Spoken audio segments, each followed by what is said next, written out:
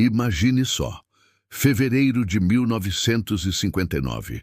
Um grupo de 9 jovens e experientes alpinistas parte para uma expedição nas geladas montanhas dos Urais, na antiga União Soviética. O objetivo? Conquistar o Monte Otorten, uma região remota, conhecida pelos ventos cortantes e condições extremas. Liderados por Igor Dyatlov, o grupo, com idades entre 20 e 30 anos, estava totalmente preparado para o desafio. As primeiras fotos da viagem registram sorrisos, confiança e a alegria típica de uma aventura que prometia ser inesquecível. Mas algo terrível aconteceu. Dias depois, ninguém retornou com vida. Semanas se passaram até que as equipes de resgate finalmente encontraram o acampamento. O que viram não fazia o menor sentido. A tenda do grupo estava rasgada de dentro para fora, como se eles próprios tivessem fugido em pânico, abandonando roupas, equipamentos e comida. Todos os pertences estavam em ordem, e não havia sinal algum de ataque de animais. As pegadas na neve contavam uma história ainda mais bizarra. Os integrantes saíram descalços, sem agasalhos, enfrentando temperaturas de 30 graus negativos. Os primeiros corpos foram encontrados a cerca de 1 quilômetro da tenda, perto de uma floresta. 2 deles tinham sinais claros de hipotermia. Outros 2 foram achados um pouco mais adiante, próximos a uma fogueira que se apagara. E então, os investigadores encontraram os corpos restantes, em condições ainda mais estranhas. Alguns apresentavam ferimentos internos gravíssimos, mas sem qualquer marca externa de violência, como se tivessem sido esmagados por uma pressão invisível e intensa. Um deles teve o crânio fraturado, outro teve o tórax afundado, e uma das mulheres foi encontrada sem a língua e sem os olhos. A perplexidade tomou conta de todos. O acampamento não mostrava sinais de luta e não havia pegadas de outras pessoas. Os corpos estavam espalhados em diferentes direções, como se tivessem corrido desesperadamente para o nada. A partir daí, o mistério só aumentou. A versão oficial da época, de forma vaga, atribuiu as mortes a uma força natural irresistível. O que, convenhamos, não explicava os ferimentos internos semelhantes aos causados por uma explosão ou um impacto violentíssimo. Claro, diversas teorias começaram a surgir. Uma das mais fortes apontava para testes militares secretos. Talvez o grupo tenha sido atingido acidentalmente por armas soviéticas, como mísseis ou minas aéreas, o que justificaria o pânico e as lesões. Essa hipótese ganhou força quando testemunhas de vilas próximas relataram ter visto luzes estranhas no céu, na mesma noite da tragédia. Elas descreveram esferas laranja que se moviam lentamente sobre as montanhas. Seriam foguetes militares? Ou algo mais? E é aqui que entramos no terreno do inexplicável. Muitos ufólogos acreditam que o grupo encontrou algo de outro mundo e fugiu em terror absoluto. Essa teoria se apoia não só nos relatos das luzes, mas também nas queimaduras encontradas em alguns corpos, e principalmente no fato de que aparelhos de medição registraram níveis elevados de radiação nas roupas das vítimas. Um detalhe que, até hoje, nunca foi satisfatoriamente explicado.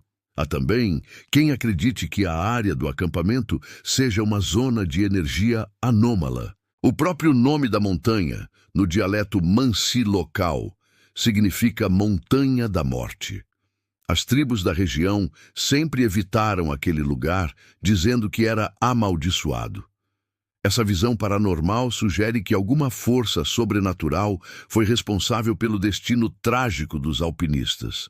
O mistério ficou ainda mais denso em 1990, quando novos documentos foram liberados, revelando que parte do caso havia sido ocultada durante o regime soviético. Relatórios descreviam ruídos fortes e as mesmas luzes avistadas por soldados na noite em que o grupo morreu. Detalhes cruciais que foram deliberadamente suprimidos das investigações oficiais. Por quê? O que o governo estava tentando esconder? Nos anos 2000, cientistas tentaram recriar as condições do acidente. Uma das sugestões foi a de uma avalanche. Ela poderia ter causado o pânico inicial, mas essa teoria tem falhas. O terreno não tinha a inclinação necessária para uma grande avalanche, e a tenda, apesar de rasgada, permaneceu de pé. Além disso, as pegadas indicavam que os jovens saíram calmamente e em fila, não correndo desesperadamente como fariam para escapar de um deslizamento. Em 2020, uma nova análise, usando simulações de computador e até modelos do filme Frozen, curiosamente, mostrou que uma pequena avalanche de placa de neve poderia sim causar os ferimentos internos observados. Mas mesmo essa explicação moderna deixa pontas soltas. Ela não explica por que alguns corpos estavam sem partes do rosto, nem a radiação encontrada nas roupas. Outra teoria fascinante envolve um fenômeno acústico raro, conhecido como infrassom. Ventos fortes passando pelas montanhas poderiam gerar sons de frequência tão baixa que são inaudíveis, mas que podem causar pânico extremo, náuseas e desorientação, levando o grupo a fugir de forma irracional para o frio mortal. Mas, novamente, essa hipótese não consegue explicar as lesões físicas gravíssimas. Até hoje, o incidente do Passo Dyatlov permanece um dos maiores e mais assustadores mistérios da história moderna.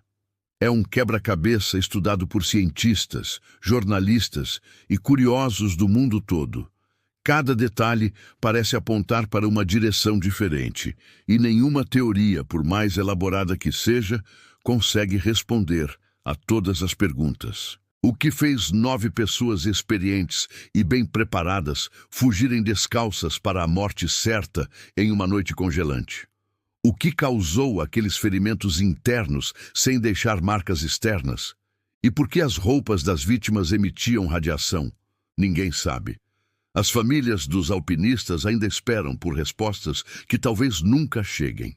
O local se tornou um ponto de peregrinação para exploradores e investigadores do paranormal, que afirmam sentir uma energia densa e silenciosa entre as montanhas. Alguns dizem que à noite é possível ouvir vozes carregadas pelo vento e ver pequenas luzes laranjas flutuando no horizonte. O mesmo tipo de brilho descrito em 1959. Talvez o segredo do Passo Dyatlov esteja para sempre enterrado sob a neve, junto com as histórias daqueles que ousaram desafiar o desconhecido. E você, teria coragem de acampar nas mesmas montanhas onde 9 pessoas fugiram em pânico de algo invisível? Se você, assim como eu, adora histórias que desafiam a lógica e nos fazem questionar a realidade, inscreva-se no canal e ative as notificações para não perder nenhum vídeo.